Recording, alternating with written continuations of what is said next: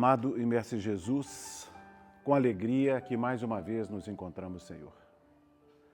Buscando nesse momento os recursos da prece e os recursos de que precisamos, para nos tornarmos instrumentos dóceis nas mãos dos nossos amigos e benfeitores, esses companheiros que tão carinhosamente coordenam essas atividades. Possamos ser felizes retendo os conteúdos que aqui circulam, em favor da nossa melhoria, do nosso aprendizado e, por que não dizer, da nossa redenção. Que as vibrações suaves dessa hora nos fortaleçam a todos, sem nos esquecermos, Senhor, daqueles que sabemos atravessando momentos mais difíceis, que sintam igualmente envolvidos nas vibrações dessa prece. E pedimos muito especialmente pelos outros companheiros que da realidade espiritual dividem conosco o esforço dessa manhã. Possamos todos sermos envolvidos nas vibrações suaves de Tua paz e que o nosso estudo, como sempre o rogamos, possa acontecer em clima de paz e serenidade, enriquecendo, Senhor, os nossos corações. Que assim seja. Alguém vindo na casa pela primeira vez? Não, pessoas, ninguém, né? Encarnado, ninguém. Então tá ótimo. Mas estou vendo alguns rostinhos mais novos, né? A gente só declina ali o nosso nome na tela para favorecer o processo de participação. Ok? Fiquem bastante à vontade para participar. Nós estamos dando sequência, como todos sabem, né? Aqui aos domingos, ao estudo do livro Religião dos Espíritos. E hoje nós alcançamos o capítulo, eu acho que aquele capítulo está errado, é o 88. É 88. Eu vi que eu aproveitei a tela do outro, um minuto. É o capítulo 88, tá? Peço desculpa aí.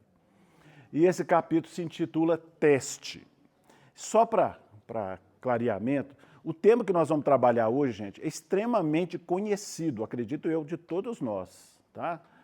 É bastante debatido em nosso meio, então acho que ele vai funcionar muito mais como um lembrete, né, para um bom encaminhamento da nossa vida do que propriamente algo novo. Entendo que ele é mais um terreno dessa advertência, desse cuidado com algumas condutas no nosso dia a dia, tá bom? E em função até mesmo desse campo já conhecido, nós vamos dar um passeio no Livro dos Espíritos, tratando, e vai esbarrar, né, de alguma forma, em alguns princípios fundamentais da doutrina, tá? Importante a gente pensar. Então, a palavra do Emmanuel, o texto seu, vai se intitular Teste, tá? Então, iniciando lá, vale sempre lembrar que quanto mais a gente estuda, quanto mais a gente pesquisa, quanto mais a gente aprofunda, melhor compreendemos que não somos esse corpo, que somos um espírito imortal, vivendo temporariamente na carne, com vistas a um aprendizado nesse chamado mundo escola, né? E como em toda escola tem aprendizado, tem igualmente provas, se quisermos chamar, podemos chamar também de testes, né? É a aferição dos nossos valores. Bom, se somos um espírito imortal, estamos aqui só de passagem, quando somos visitados pelo chamado fenômeno da morte, se pergunta, para onde vamos? Ou seja, quando o espírito passa pela chamada morte, que em nosso meio chamamos de desencarnação, para onde o espírito vai? Sei que para nós, isso aí, como acabei de dizer, são questões bem trabalhadas, já nós temos administrado, pelo menos para boa parte de nós, embora é preciso entender que não estamos aqui sozinhos. É bem provável, eu diria, é certo que nós estamos com uma plateia bem maior do que a dos encarnados aqui nesse salão. E é possível que alguns corações não conheçam esse tema, tá? Isso pode parecer estranho para alguns, mas não. Tem muitos espíritos que alcançam a realidade espiritual, não sabem dessa sequência da vida, cultivaram muitas vezes as ideias materialistas, outros tiveram concepções em outras escolas e vendo a vida muito próxima do que conheceram aqui durante a existência, nem sabem que desencarnaram. Isso é mais comum do que a gente imagina, né? Então, para nós, aquilo que parece um ponto já solucionado, não é para todos, as mais das vezes. Kardec, claro, ia ocupar-se com esse tema lá na questão 87, pergunta aos benfeitores da humanidade: Ocupam os espíritos uma região determinada e circunscrita no espaço. A gente gosta de comentar sobre isso pela perspicácia de Kardec na construção das perguntas de O Livro dos Espíritos. Se nós pensarmos bem, o que para nós já é ponto resolvido, como dissemos, é de muita profundidade, porque de muitas escolas que participamos em vidas passadas, ou mesmo nessa própria experiência, viemos de concepções onde existiam o quê? Espaços circunscritos ou determinados. Não aprendemos muitas vezes, depois da morte, você vai para o céu ou para o inferno, e a gente até coloca assim, né? O céu lá em cima, o inferno aqui embaixo, só que a terra gira, o céu é... Não, deixa para lá. Não é? Então são concepções que foram importantes e o são, mas que a gente vai, com a medida que a evolução acontece, também aprimorando e melhorando essas concepções. Não é isso? Então ocupam os espíritos uma região determinada e circunscrita no espaço, respondem os benfeitores. Estão por toda parte, povoam infinitamente os espaços infinitos. Não é para ninguém correr nessa hora, mas tendes muitos deles de contínuo ao vosso lado. Não é isso? Cuidado para não sentar no colo do rapaz aí. Deixa. A gente brinca com essas coisas, mas é muito provável, né, que a gente tenha aqui uma infinidade de corações à nossa volta. Né? Então, isso é significativo, né? Está trazendo para nós de uma forma bastante tranquila de que alcançar a realidade espiritual não é ir para um lugar muito distante ou sei lá onde, não é bem assim. Né? Às vezes aqueles corações, inclusive aqueles que tanto amamos, costumam estar muito mais perto de nós do que imaginamos. E isso é muito confortante, né? Porque nós ainda temos aquele conceito de, eu perdi um familiar. Não, você não perdeu. Né? A vida prossegue em expressões muito mais belas e promissoras do lado de lá, e não raro se preocupam, se aproximam de nós com muito carinho. Né? Mas, claro, Kardec vai desenvolver todos esses pensamentos e a gente fica perguntando, né? A gente costuma dizer assim, nós participamos de uma família, viemos de uma família numerosa, as pessoas chegam no fim de semana, gostam de jogar um joguinho, uma brincadeira, não é isso? Aí alguém inicia uma brincadeira e fala assim, aí, vamos lá participar? Falo, não, tô afim não, mas fica lá na sala. Assim? Aí junta a turma toda, está lá brincando, aquelas coisas todas, e aquela pessoa que está de fora que não queria brincar, começa a fazer o quê? Dar o pitaco. Não é isso? Aí tem até uma fala no nosso dia a dia, né? Sapo de fora, não? Não? Eu já vi a palavra ronca, né? Eu nunca vi um sapo roncando. Primeiro que ele fica a noite inteira acordado. Se tiraram isso que sapo ronca. Mas está lá. Então ele fala, esse sapo de fora não ronca, não é isso? Ou não chia. Deveria ser um coache. Pois é, desse jeito. Então o que acontece? Mesmo no dia a dia, né, a pessoa está brincando lá num jogo qualquer, a pessoa de fora acaba dando alguma opinião. Não é isso? E se tem espíritos em toda parte, né, é de se perguntar. Talvez a questão mais conhecida de O Livro dos Espíritos, depois da número 1, que é Deus, né? Oi? É interessante a pergunta anterior, porque ele fala, ocupa os espíritos um lugar circunscrito.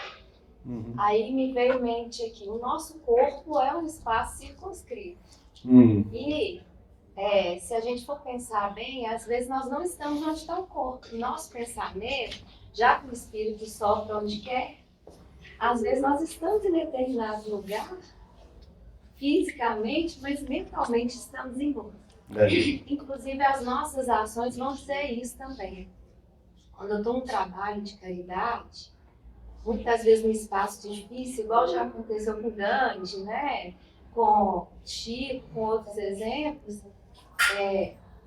ele não estava no espaço circunscrito, ele estava trabalhando no bem, que faz parte da eternidade, de um momento que é a eternidade. Né?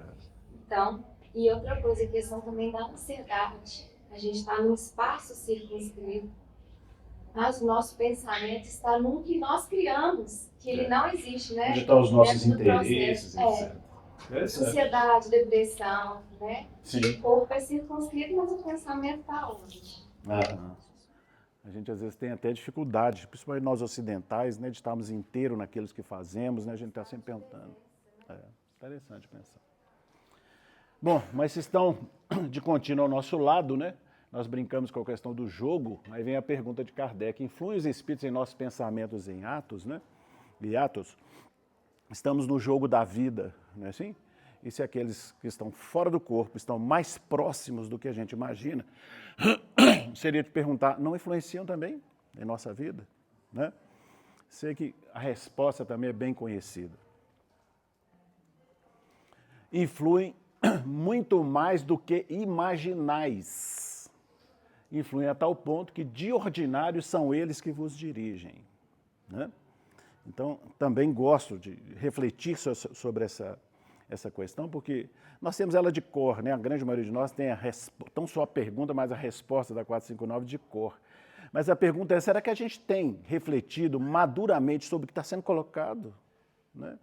Saímos de casa hoje, alguém percebeu a influência espiritual recebida para que, quem sabe, pudesse chegar até aqui?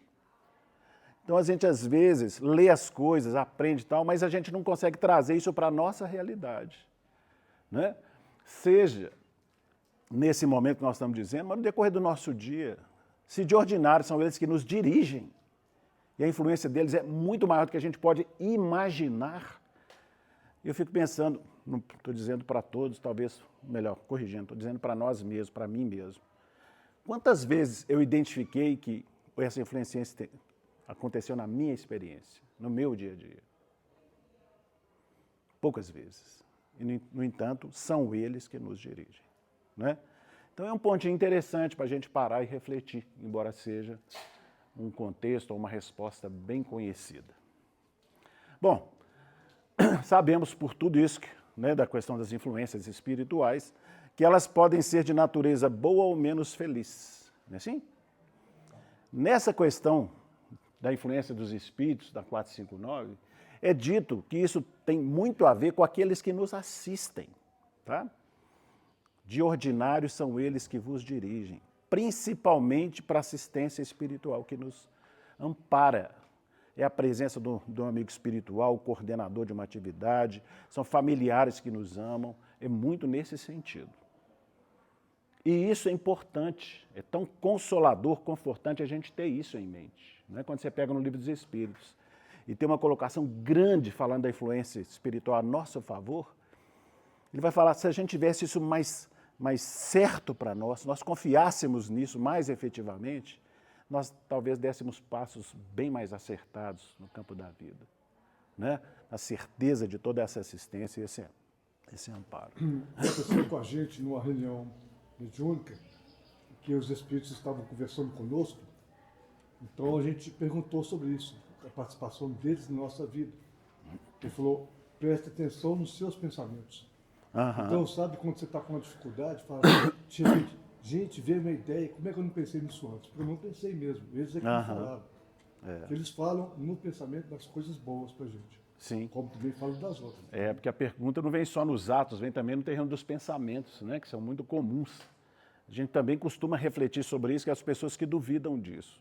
Duvidam dessa expressão, mas tem a certeza na existência de um anjo da guarda, por exemplo. E a gente pergunta, mas como é que o seu anjo da guarda te auxilia? Materializa, pega no seu ombro, Éder, por aí não. É assim? É lógico que é pelo processo do pensamento, pela intuição. Né? Se eu tenho a certeza, a não ser que ele não tenha auxílio sobre nós, vai ajudar como? Né? Dá o que pensar. Mas sim, faz todo sentido. Né? Você está pensando em alguma coisa, aí vem um pensamento totalmente diferente daquilo, você sabe que não é seu. Né? Você não estava nem... Porque tem coisa que a gente faz um encadeamento. Um pensamento leva ao outro, que leva ao outro, é um encadeamento natural. Mas tem coisas que são totalmente desconexas, dá para você perceber que aquele pensamento foi uma sugestão, né, relativamente clara. Não é isso? Vale observar. Né? A gente precisa se conhecer também um pouquinho nesse sentido. Tá? Então nós temos várias formas de influência, estamos aqui enfatizando as experiências felizes dessas influências, que a gente costuma chamar de influência espiritual, a gente pode chamar de amparo espiritual, quando essa influência vem daqueles que nos amam e nos querem bem. Assim? Mas existe só essa expressão? Claro que não, né? Existem também influências de natureza menos feliz. Como é que a gente chama?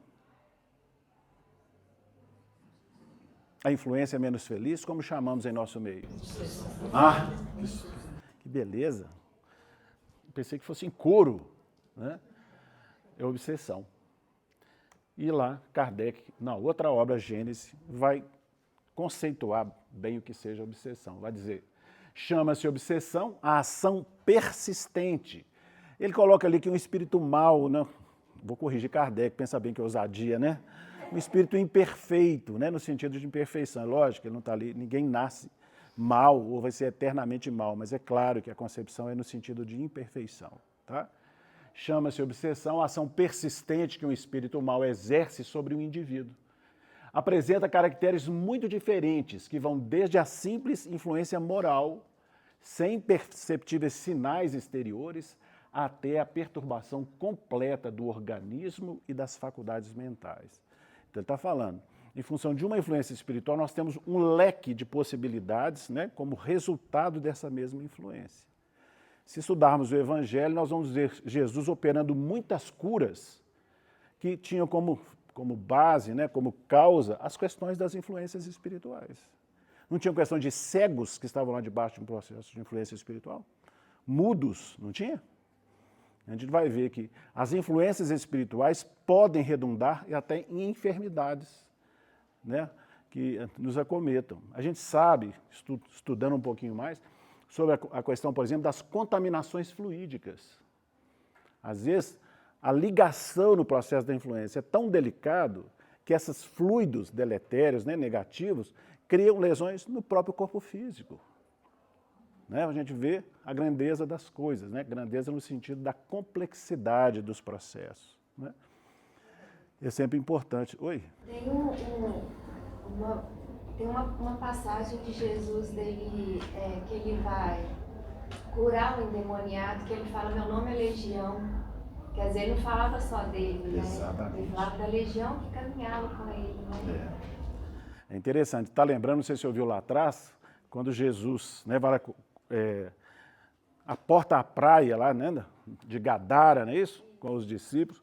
E aí ele se depara com um homem endemoniado, que eles falam, não estava no processo obsessivo. E ele pergunta qual o seu nome. Ele fala, Legião, porque somos muitos. Aí vai mostrando dentro daquele leque, né, dos processos obsessivos, que às vezes não é um espírito prejudicando, é um conjunto de corações criando dificuldades para ele. Quem lê um livro, por exemplo, como Libertação, vai ver a equipe, que o Gregório, que é um coordenador das regiões da sombra lá, quantos espíritos ele colocou em torno só do espírito de Margarida para tomar conta daquele caso. Salvo engano, 60 espíritos no processo de uma influência complexa. Então a gente vai ter uma noção mais abrangente, né, desses cuidados que é preciso ter. Pois então? Hoje é engraçado que até a medicina já reconhece a recuperação de pacientes através das orações, né? O passe, as orações, hoje está sendo mais bem estudado. Que até pouco tempo atrás não tinha esse reconhecimento, né? Sim. Mas hoje ele já reconhece. Né? A gente vê a importância da ciência nessa hora, que vai retirando aquelas expressões místicas, né? Por exemplo, do passe, e vai trazendo para uma expressão bem científica. Isso é muito importante, esse passo, para tirar essas questões. Né?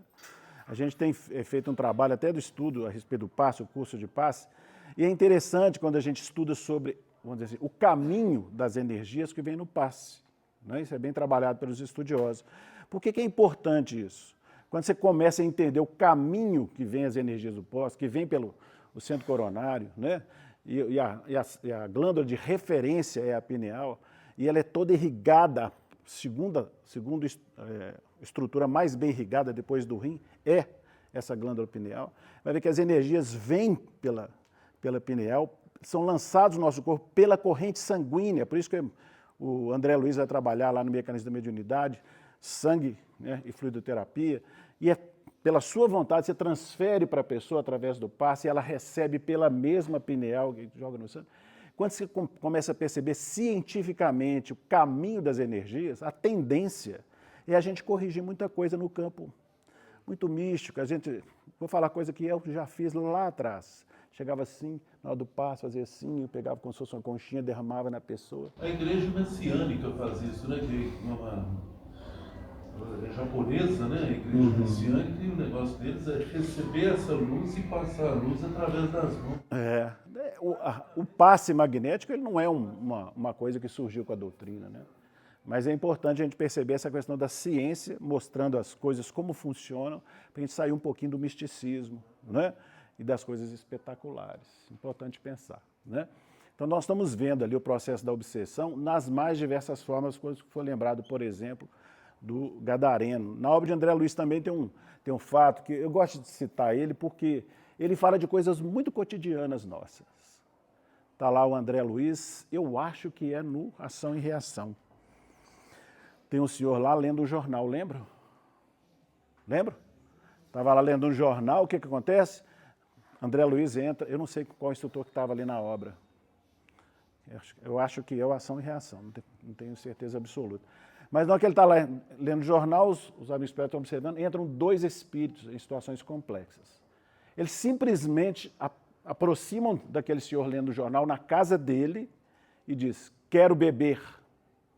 Ele, como do nada, fecha o jornal, vai até a geladeira, pega a bebida e bebe. Na mesma hora. Na hora que ele termina de dar o gole, ele volta para o jornal, vem o segundo. Também quero beber. Fecha o jornal de novo, vai lá e toma mais uma bebida.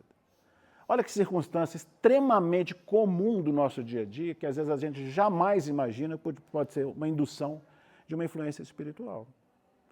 Então são coisas para a gente pensar, para trazer para o nosso dia a dia e entender que, né, de ordinário são eles que vos dirigem, por vezes se enquadra muito bem também no processo obsessivo.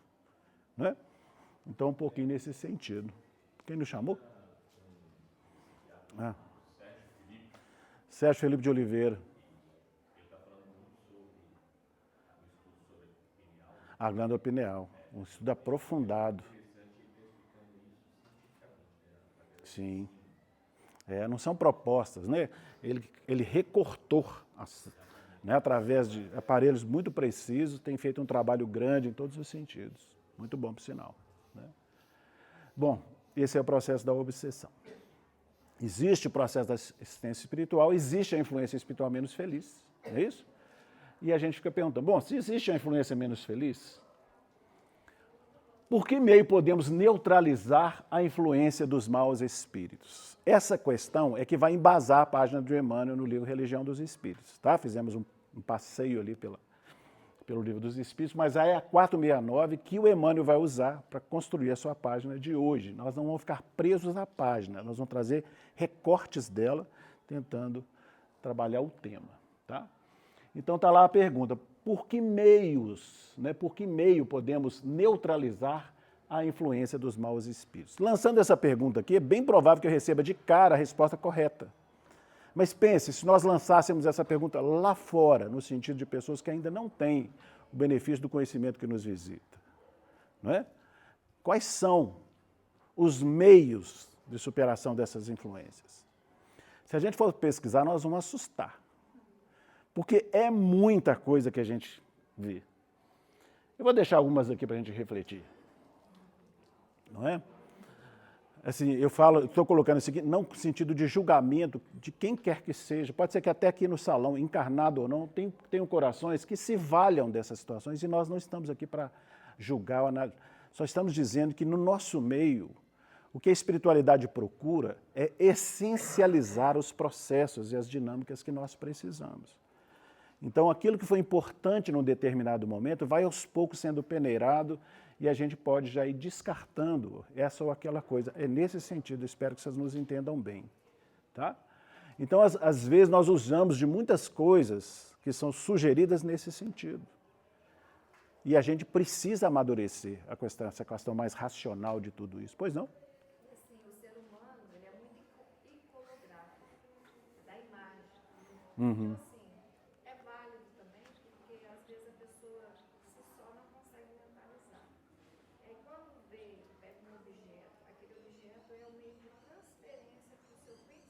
Isso.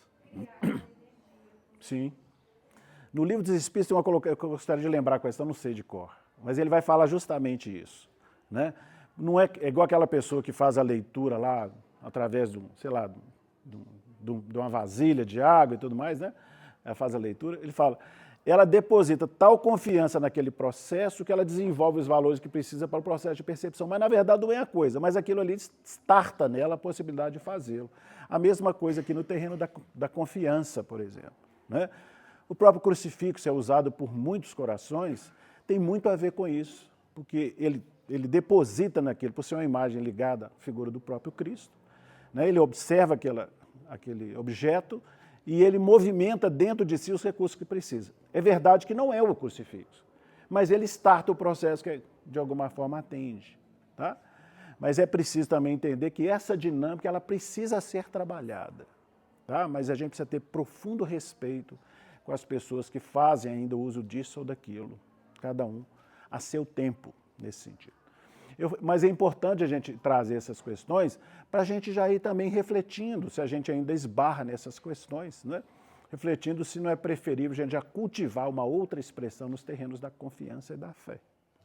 Porque às vezes tem coisas que são absurdas, fala que aquela planta lá, a espada de São Jorge, ela chicoteia os espíritos, o outro fala que de gato você tem que colocar 13 gatos, que o 13 é o número cabalístico, você põe 13 gatos, tudo... Então você vai vendo assim, a gente vai construindo uma coisa em cima da outra e a gente se perde, né? No meio de concepções equivocadas. No início, né, do espiritismo também, a questão da cesta, do lápis, né? Como daquele jeito, Kardec foi investigando e viu que não precisava. Foi um início, né? Sim.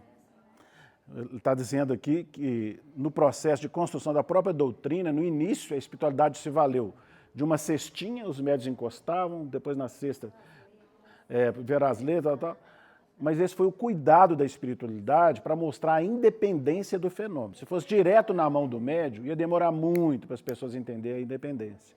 Então primeiro vem o objeto, eles só encostam, viram que independe da questão do médium, para depois chegar nas mãos deles, aí fica mais fácil, porque, né, a premissa já estava defendida, né?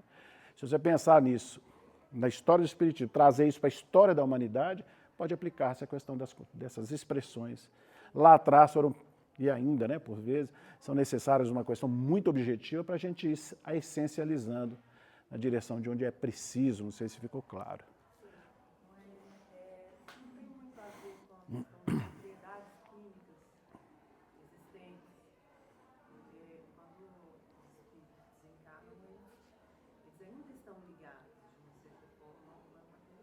E essas propriedades, no caso aí, especificamente do sal, em questão da planta, não teria alguma coisa a ver com isso? Eu vou aproveitar o seu alguma coisa, mas, na verdade, se você utiliza um processo mais essencial, você pode descartar isso com toda certeza. Porque existem expressões, sim, nós estamos num corpo físico, tem uma série de outras questões. Por exemplo, a pessoa está debaixo de um processo, às vezes ela entra debaixo de um banho frio, e ela relaxa, não é isso? Não tem medicamento que auxilia no processo da influência espiritual? Então tem um quimismo no corpo que pode favorecer ou bloquear processos de influência. Então existe esse quimismo. Mas é preciso que a gente vá amadurecendo isso, porque às vezes tem coisa que passa um pouquinho do justo.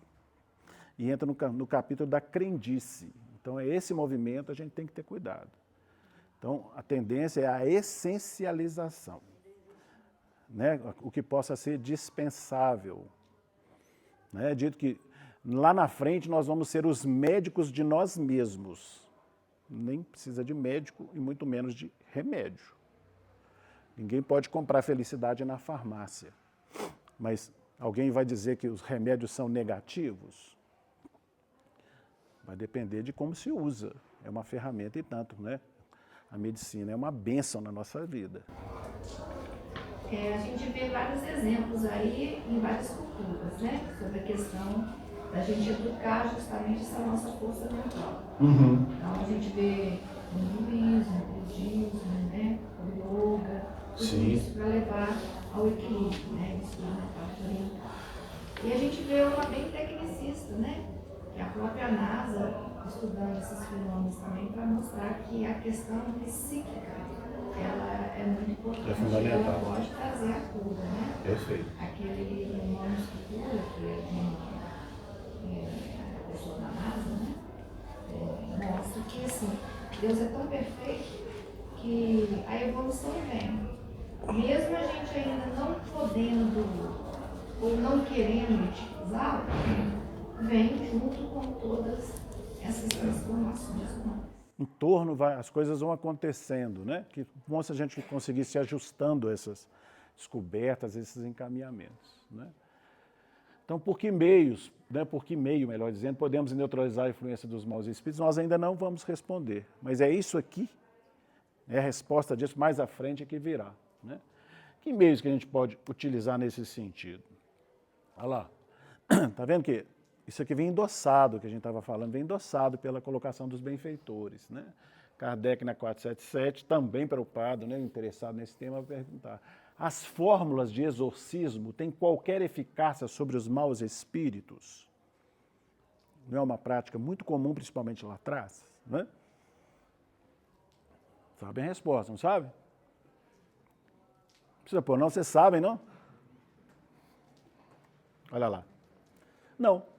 Estes últimos riem e se obstinam quando veem alguém tomar isso a sério. Então é interessante a gente pensar sobre esses aspectos. Tem pessoas que têm uma força magnética, ela pode afastar um espírito menos feliz, tá? Ela pode ter uma.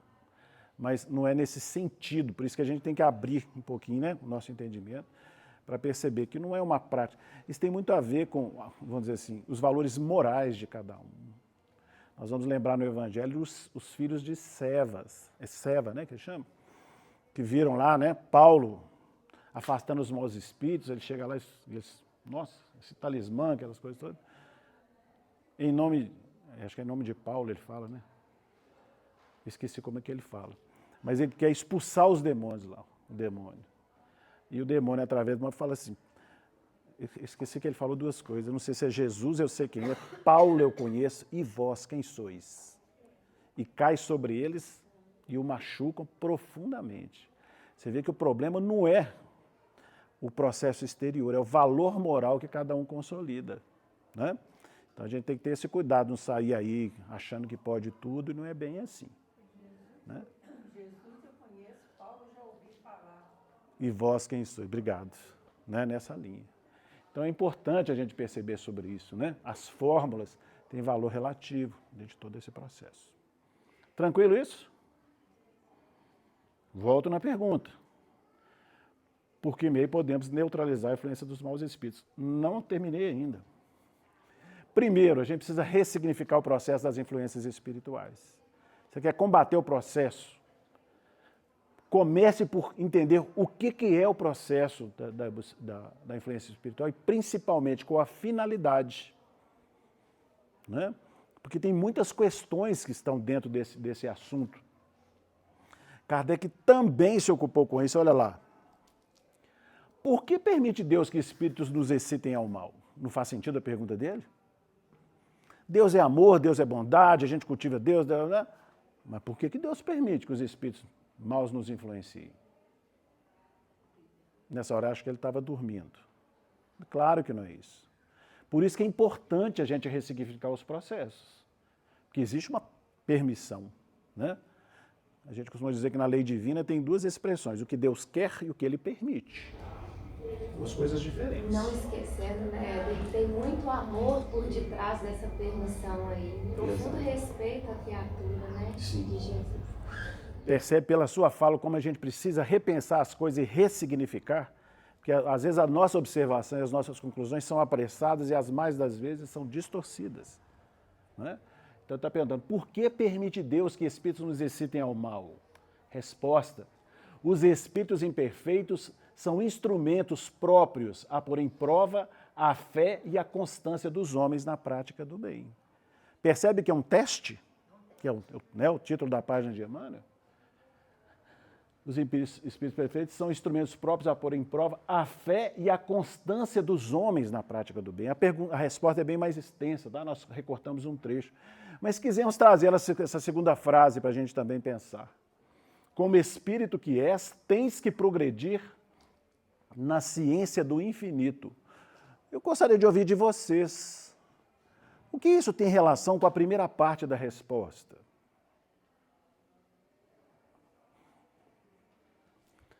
Por que Deus permite, né, que os espíritos nos influenciem ao mal? Os espíritos estão colocando em prova a minha fé, minha constância na prática do bem. Como espírito que és, tens que progredir na ciência do infinito. O que isso tem a ver com a primeira parte? Tem a ver com a ressignificação, né? Você tem que entender que existe. E tem que evoluir através de uma prática para poder evitar, né, que você tenha tanta influência, né? Eu vou trazer um pitaco, vou colocar desse nome de forma respeitosa, tudo, porque a gente ficou refletindo sobre isso, e não estou dizendo que quem está falando está certo ou está errado. Alguém trouxe? Despertar da consciência. Despertar da consciência. Mais alguém? A gente progride a partir da experiência, né? Se aprova na fé constante, na nossa prática, é uma experiência, vai levar a nossa progressão. Sim. E nós somos da mesma natureza.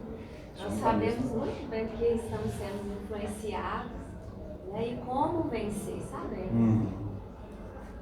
A gente ficou pensando em outros ângulos, sabe? Porque quando ele fala assim, só gente, sem qualquer fechamento, como espírito que és, tens que progredir na ciência do infinito. E eu estava lembrando do livro Libertação mesmo.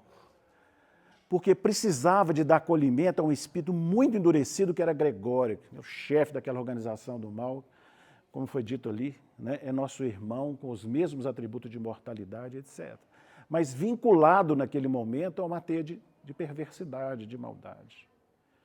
É preciso auxiliar esses corações. Como espírito que és, tens que progredir na ciência do infinito. Quem é que tem condição de ir lá e dar assistência a um espírito daquela natureza? Aí nós vamos ver o Gúbio, não é isso? Ó, eu achei isso, o Gúbio lá já achei muito, mas levar o André Luiz e o Hilário, falei, nossa, o Eloy, né? Levar dois incipientes, falei, isso ali eu achei que foi demais, porque era desafiador. Eles foram lá, se miscuíram, se misturaram num agrupamento de espíritos muito complexos, cheios de culpa e tudo mais, como se fosse um deles. Foram levar a uma cela escura, quem leu a obra vai lembrar. Ficaram lá de um dia e recebendo tratamento assim, duro do próprio Gregório e tudo mais. Eu fiquei pensando, como que o espírito se sujeita àquilo, se arrisca, entre aspas, aquilo? Ele tem que estar muito confiante, né? Tem que ter uma fé muito robusta, uma confiança muito robusta, né? Então é nesse sentido, às vezes nós temos que passar por determinados desafios, um ângulo da resposta, no terreno das influências espirituais, que suportando os pequenos desconfortos de uma influência espiritual, um dia nós vamos ter ombros para ajudar em tarefas muito mais amplas, muito mais representativas. Não é? Você vê isso na atividade mediúnica. Quem tem experiência aqui. Nós vamos ver uma reunião de educação mediúnica, uma reunião de desobsessão. Se nós pudéssemos pesquisar isso, eu ia perceber com muita clareza. Quem são os espíritos que se apresentam as mais das vezes numa reunião de educação mediúnica? Os médios incipientes, ainda inseguros, vai trazer um Gregório para você? Claro que não. Ali normalmente é um espírito que desencarnou, ainda não sabe que desencarnou, é que ele está no processo de transformação, já no finalzinho ele vai levar para a reunião só para dar o fechamento. Por quê? A espiritualidade é sábia, ela sabe, a depender do grupo, está inclusive na obra de André Luiz, lá o Psicoscópio, ela mede a capacidade de cada agrupamento, vai ver que tipo de trabalho que aquele agrupamento é possível receber. Não é assim, gente. A espiritualidade é muito organizada. Então eles fazem as coisas com muita sabedoria. Então você pega, se você for ver os espíritos que vêm na reunião de educação mediúnica, na mediúnica e na desobsessão, você vai ver isso nitidamente. Os quadros nos processos da reunião de desobsessão são severos, difíceis, que às vezes levam, por vezes, anos para um espírito ser trabalhado. Então, os próprios médios estão se preparando. Se você pegar um médio incipiente e colocar na reunião de desobsessão, você vai levar ele a um processo obsessivo, muitas vezes. Então, a gente precisa criar ombros capazes de realizar esse ou aquele tarefa. Eu volto em você. Nesse sentido, olha lá, como espírito que és, tens que progredir na ciência do infinito. Renunciar, aprender a renunciar a certas coisas, né, o conforto, etc. Eu volto em você. Pois não. Inclusive a questão, né, nessas últimas décadas, das casas espíritas, né? Porque a obsessão, ela não é só individual, ela é em grupo também. Coletivo. Principalmente, não só de casa espírita, mas qualquer organização que queira o bem e trabalhe para o bem. Isso. Né? Então, como você falou assim, na maioria das vezes são casos mais tranquilos, simples, mas a importância de qualquer organização para o bem ter realmente aquele vínculo para a moral e para o bem realmente, e se, né, proteger de que maneira? Com pensamentos que são mais construtivos, construtivos, Perfeito. Porque essa obsessão ela é muito grande nessa hora. Aquele livro Nas Fronteiras da Loucura, Manuel Filomeno de Miranda vai dizer, hoje graça muito mais obsessão do que a gente possa imaginar. Não é uma coisa tão simples. Pois não. Falando da ciência, do infinito, eu lembrei do filme do Divaldo, do Mensageiro da Paz, né? Onde ele foi, durante todo o processo dele, ele foi obsediado. Até que no fim do filme, ele acaba amigo do obsessor e recebe a mãe desse obsessor, sabe? E o obsessor passa a ser amigo dele, né? E aí fala dessa questão da progredir, né? Aí me lembrou esse filme. Esse registro está numa obra, como é que ela chama? Ele é intitulado O Máscara de Ferro, né? É um espírito que conviveu com ele no processo de cobrança durante 30 anos. Ele perseguiu o Divaldo Pereira Franco. E a gente pergunta, mas onde é que estava Joana de Anjos naquela hora? Não era a mentora dele? Fica parecendo que ela estava de férias? Não. Você observa que foi permitido o processo durante 30 anos. E olha que ele foi quase levado ao processo de morte. Quem leu o livro vai lembrar que ele foi... Tentaram jogar ele na praia, outra hora empurraram. Tem um moço que deu nele um soco, que ele caiu numa vidraça, está chaludo. Ou seja, o processo não era simples. Mas foi autorizado pela mentora espiritual. Por quê? Precisa crescer em termos para que ele seja ainda mais útil em outras tarefas mais significativas. Né? Perfeito. Agora você pensa, aquele desconforto, que não foi pouco, no caso do Divaldo, mas que projetou, vamos dizer assim, um despertamento de um espírito daquela natureza. Você já pensou na grandeza disso? Ele ter podido participar no despertamento daquele coração para uma etapa nova? Não é? Então, em pesos e medidas, um desconfortozinho está valendo. Desconfortozinho para ele, né? Não para nós. Sim. Eu que digo da minha mulher, o que ela me suporta, eu falo assim, meu Deus do céu, essa mulher vai direto para o céu sem escala. E é uma oportunidade, né, de desafio que você tem com você mesmo. Não tento. Um pouquinho por aí. Seguindo, olha lá. O Emmanuel, só reforçando agora já na nossa página, vai falar, recorda, porém, que toda dificuldade é teste renovador. Será que a gente consegue ressignificar assim? A gente sempre tem as dificuldades como empecilho, algo que está me atrapalhando, e se o cara é instrumento daquilo, é meu inimigo, adversário. Né? A gente não consegue ainda, as mais das vezes, ressignificar dessa forma. Toda dificuldade é teste renovador. Todos somos tentados na imperfeição que trazemos. Quem vai falar, inclusive, é Jesus lá atrás. Cada um de nós é tentado e enganado pela sua própria concupiscência. Né? A tentação não é uma coisa que passa lá, não. É dentro de nós. Tem coisa que leva a tentação para mim que no outro pode acontecer. É dentro de nós. Né? Então ele está dizendo, todos somos tentados na imperfeição que trazemos. Queixa é fuga, impaciência é perigo. Né? Está debaixo de um processo que está me envolvendo, não tenta fugir, não. Tenta tirar daquilo um aprendizado. Né? Porque cada desafio, como ele trouxe lá, é teste renovador. A autoobservação, pô, eu falhei naquilo, né? Sei lá, me deixei levar por uma tendência, que hoje eu estou sabendo que não é legal. Retira daquilo um conteúdo educativo para você se fortalecer para a experiência seguinte. Não é? Entre erros e acertos, nós vamos nos tornando melhores. A presunção de querer acertar sempre é orgulho. Não é? Nós estamos em processo de construção. Não estou dizendo com isso que a gente está passando a mão, né, de acomodação, não é nesse sentido, não. Tá? Acho que agora a gente pode chegar na resposta da pergunta. Demorou um tiquinho, né? 469, por que meios podemos neutralizar a influência dos maus espíritos? Agora é com os espíritos da codificação, lá, os benfeitores.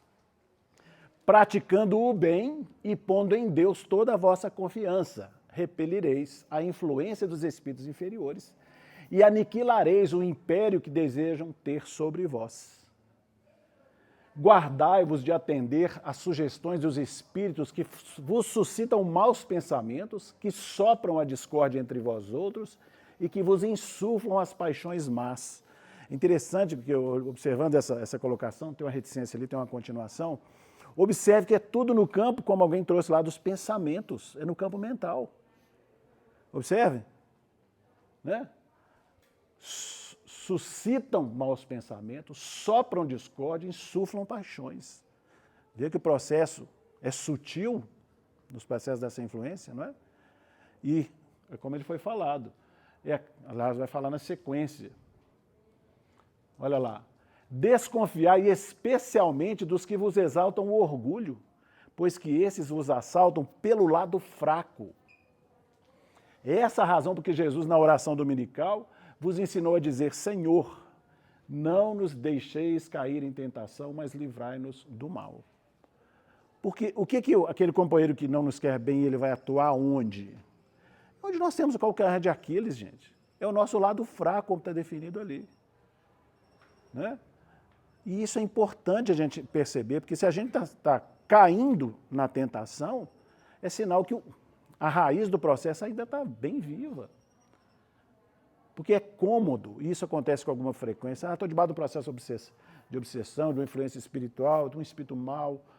A gente quer lançar a ideia de coitadinho e colocar toda a responsabilidade naquele que influencia. Ele só é instrumento. Só é instrumento. E, aliás, muito útil para a gente entender. Está vendo que você não é tão forte como achava nesse aspecto? Trabalha isso para você superar. Pronto. Você tem outros valores novos. Esse é seu pontinho para você trabalhar. Vamos trabalhar nele. Né? De que formas que a gente pode fazer isso? Então, a gente precisa perceber os processos para tirar os recursos de fortalecimento para nós. Não é de desânimo. Né? Não é para desanimar. É para entender-se e melhorar-se. Né? Nessa linha. Olha lá o que o Emmanuel vai falar na sua página, nessa de hoje, teste 88, ó, capítulo 88. Lutando, disseste, não posso mais, e ajudaste os que te roubam a fortaleza. Ele está mostrando aspectos da sutileza do processo da influenciação e como pode ser sutil o nosso mecanismo de fuga da própria experiência, com prejuízo para nós. Ele está dizendo, lutando disseste, não posso mais, e ajudaste os que te roubam a fortaleza. Batido, esse entre aspas ele é nosso lá no dicionário, só para pegar a ideia, né? Batido dá muitas possibilidades. Batido, ou seja, agredido, clamaste, reagirei, e amparaste os que te induzem à violência. Esquecido gemeste, estou sozinho, e ajudaste os que te bloqueiam a confiança. Ele vai relacionar acho que mais uns 2 itens nesse sentido, mas só para dar uma ideia.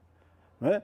Como existe um posicionamento interno que pode definir muita coisa no campo ou do aprendizado, ou a gente ceder os campos das influências menos felizes. Né? Se enfraquecer diante dessas possibilidades. A gente faz isso no estudo da própria mediunidade, a gente vai citar de novo a atividade mediúnica. Né? O médium está na atividade, lá é o médium vidente e tal, aí surge um espírito lá, uma situação complexa e tudo mais, o médium narra assim, tem um espírito aqui que vai derrubar essa mesa aqui, ele vai acabar com essa reunião. O médium relatando para o coordenador. Sabe que tem diferença do outro médium que fala assim, olha, tem um espírito aqui muito agressivo, ele está dizendo que vai quebrar a mesa e acabar com a reunião. Perceberam a diferença? Não é sutil? É sutil. Mas elas definem posicionamentos contrários. Quando o médium relata, tem um espírito que vai acabar aqui, ele está dando força para o espírito. Quando ele relata, tem um espírito que dizendo que vai quebrar, ele dá força para o trabalho, para a assistência espiritual. Então, você vê como que as coisas na nossa vida precisam ser observadas, como a gente se posiciona no terreno da fala, as nossas disposições interiores. Na última vez que nós estivemos aqui, tinha um companheiro sentado mais ou menos aqui, que ele falou daquela página do Emmanuel, o mas e o discípulo, não sei se vocês lembram. Não é? As coisas estão difíceis, mas com Jesus, não é? as coisas... Como é que é? A vida é muito difícil. Mas desse jeito eu não... Né? Às vezes o nosso posicionamento define para onde estamos caminhando. Então, isso é importante a gente perceber. Que às vezes a gente fala muita coisa no terreno externo, mas as nossas disposições não são observadas. Então, o Emmanuel está chamando a atenção para isso. Lutando, disseste, não posso mais. Ajudaste os que te roubam a fortaleza. Então, é para a gente manter no sentido de confiança. Mas eu vamos dizer assim, me senti vencido naquela experiência. Tudo bem. Você não precisa acertar sempre. Essa foi uma experiência. Na próxima eu vou fazer um pouquinho diferente e vou sair melhor. Essa é a proposta. Não é? Então, é o que ele vai falar, são testes. Nós somos trazidos aos testes constantemente para a aferição dos nossos valores. Na escola você tem um período de aprendizagem, passa pela prova para ver se você apreendeu o valor que foi conferido. Na vida não é diferente. Passamos pelo processo do aprendizado, viemos à casa espírita, estudamos, não sei, tá? Vai vir depois a experiência que vai aferir o valor, é o teste. Deixa eu ver se eu já estou forte naquele processo. Não é? Falhou? Reconsidera. Ainda não estou suficiente maior. O que eu preciso fazer para esse processo? Se eu entrar nessa faixa, aí a tendência é a desistência. Eu me lembro do Raul Teixeira, né, dando essas dicas para a gente. A gente não se definir ainda, né, eu sou assim. Ele fala, não, eu ainda estou no processo, né? Eu estou em aprendizado, né? Porque é um processo infinito, né? Sim. Nossa. Então, fulano é assim, ciclano é assim, não. Ele está, né? Ele está no processo de vencer ainda. Eu ainda não consegui, mas vou vencer. Né? O Divaldo sempre dá essas dicas assim. Interessante. Raul Teixeira. Raul Teixeira também. Raul Teixeira. O Emmanuel tem uma página que remete um pouco a isso, é o Pecado e Pecador. Não sei se você lembra dessa página. É muito precisa também nesse sentido. Né? Você vai, sei lá, em casa, né? Falaram ali do relacionamento em casa, você vai dirigir para uma pessoa, sei lá, sua esposa, o seu esposo, você não fala, você é muito isso, aquilo. Não, o que você fez não me agradou. Então o foco é na ação infeliz, não é na pessoa. Né? Pecado e pecador, nesse sentido. Foca no pecado e não no pecador. Né? Isso aqui desestimula, isso aqui faz refletir. Né? Muita coisa para a gente trabalhar. Perceber a sutileza do processo, né? no caminho da melhoria da autoeducação. Né? Portanto, o portanto corre por nossa conta, está o Emmanuel lá escrevendo, maltratado busca o bem, injuriado fala o bem, contrariado procura o bem, traído renova o bem, assaltado conserva o bem. Facinho, né? Não, gente. Só fazer isso, gente. Quer dizer, é fácil para nós? Não é fácil. Mas ainda pensamos que parte disso é em função da ressignificação. Quando a gente começar a entender melhor a finalidade das coisas, a tendência é ajustarmos a elas no terreno feliz.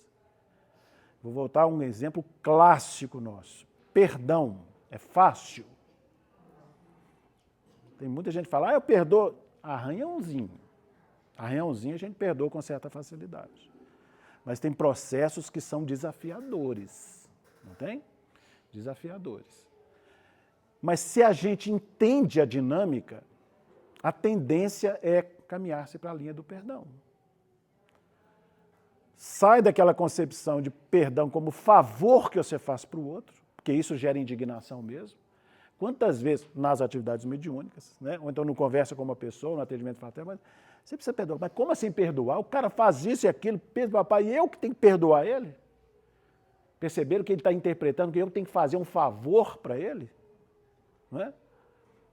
Aí a gente vai entender a fala do Cristo na questão do perdão, dizendo, olha, quando você perdoa, você se exclui do circuito. Se o outro não quer, deixa ele lá para responder por aquilo. Sai você do circuito para que você tenha paz. Não é? Eu já trouxe há muitos anos aqui uma experiência extremamente simples que eu achei curiosa nesse sentido. Nós estávamos andando na Lagoa do Nado, lá fazendo uma caminhada, aquelas ruas internas lá, muito cheio de árvores, não sei se alguém conhece lá. E eu estava andando assim, eu observei, tinha 2 formigas brigando por uma folhinha desse tamanho. As 2 lá disputando a folhinha, eu falei, que coisa engraçada, tem uma floresta aqui em volta e elas estão brigando por causa da folhinha. Nós somos, muitas vezes, exatamente assim, pela ausência do perdão. A gente prefere ficar ali. Não, vou perseguir, porque ele fez isso, fez aquilo. Em volta, gente, está assistência espiritual, os corações que nos amam, aqueles que nos querem bem. E a gente prefere um processo de perseguição que vai nos adoecer a desvincular do processo e encontrar os corações que nos amam e nos querem bem. Não é estranho o nosso comportamento? Então a gente precisa recordar isso com alguma frequência, porque também não é uma informação que se consolida e amanhã eu sou o cara do perdão. Não é assim que funciona. Nós temos que primeiro comprar a ideia e a gente precisa dinamizá-la para que ela se consolide dentro da gente. E a consolidação se dará como? Através de experiências sucessivas, com os seus necessários testes. Então, vamos aprender a perdoar, por exemplo, as coisas menores, para que uma maiorzinha, que é mais difícil, a gente tenha conseguir superar. Já está com um pouco mais de ombros para suportar. E assim tudo. Né? Uma fala, às vezes dentro de casa, né? Uma pessoa que é mais próxima, então a gente às vezes se azeda facilmente, porque a pessoa é próxima, às vezes a pessoa que mais te ama. Mas porque ela é próxima, você se dá o direito já de rebater. Fosse olhar para você, não, tudo bem, uma pessoa de fora, está na casa espírita, tudo bem, oh, não, Jesus, lindo. Eu quero ver na hora da vivência, né? Da convivência estreita. É ali que nós estamos sendo observados mais de perto, é ali que é o verdadeiro teste, né? Trabalhar isso com mais carinho. Tá? E o Emmanuel vai terminar essa página. Lembra que ele está falando da questão do teste, não é isso? Nós perguntamos como é que pode vencer a influência dos maus espíritos, maus no sentido de imperfeito, e ele termina a página dessa forma. A única fórmula clara e segura de vencer no teste contra as influências inferiores será sempre o que for, com quem for, e seja aonde for, esquecer o mal e fazer o bem. Ponto final. Dá o que pensar, né? Como que a gente precisa trabalhar com carinho nesse sentido. Volto a dizer, toda a fala dos amigos e benfeitores, seja qual seja, é sempre um reflexo do pensamento do Cristo no seu Evangelho há 2000 anos atrás. Sempre. No Evangelho temos sempre os roteiros seguros, essas mesmas expressões já foram trazidas por Jesus, registrada, por exemplo, em Mateus 5,39. Eu, porém, vos digo que não resistais ao mal, mas se qualquer te bater na face direita, oferece-lhe também a outra. Tranquilo? Bom, ficamos por aqui, como sempre, né, desejando que, assim como tem ficado para nós, da assistência das colocações dos amigos e benfeitores, algo de muito positivo possa ter ficado também para vocês. Amado e Mestre Jesus, agradecemos mais uma vez a oportunidade que nos é dada de refletirmos sobre a vossa mensagem à luz da doutrina espírita. Possamos guardar conosco aquela disposição sincera de levar esse aprendizado para as questões mais comuns da nossa vida, construindo assim a nossa urgente e necessária transformação moral. Que a tua paz nos envolva a todos, nos fortaleça e seja conosco, hoje e sempre, Senhor. Que assim seja.